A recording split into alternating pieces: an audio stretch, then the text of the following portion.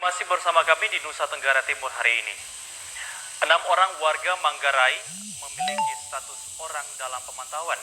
Sebagai langkah pencegahan, pemerintah segera membentuk tim komando tugas pencegahan dan penanganan COVID-19 yang dipimpin langsung oleh Bupati Manggarai.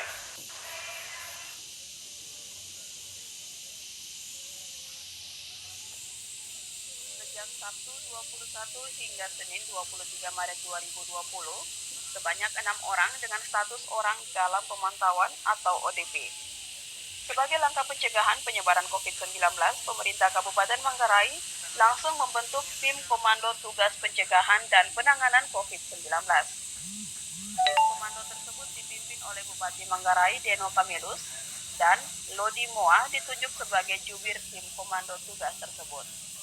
Ketua Tim Komando COVID-19, Deno Kamilus, telah mengeluarkan berbagai instruksi seperti peningkatan kewaspadaan terhadap risiko penularan infeksi COVID-19 pada satuan pendidikan. Surat edaran tentang pencegahan penyebaran COVID-19 di lingkungan pemerintah dan himbauan-himbauan.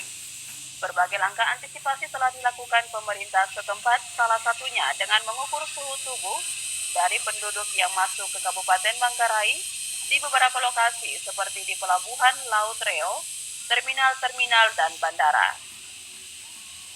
Ketua Tim Komando Tugas Deno Kamilus menjelaskan hingga kini Kabupaten Manggarai belum masuk sebagai daerah terpapar.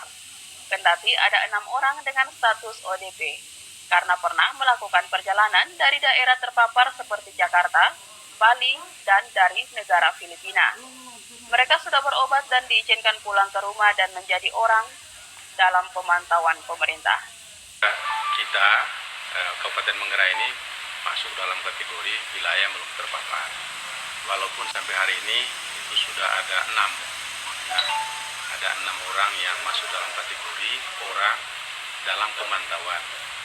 Orang dalam pemantauan itu adalah orang yang pernah melakukan perjalanan di daerah terpapar dan kemudian kembali ke sini lalu ada gejala. Gejalanya itu apa? Batuk, flu, dan seterusnya.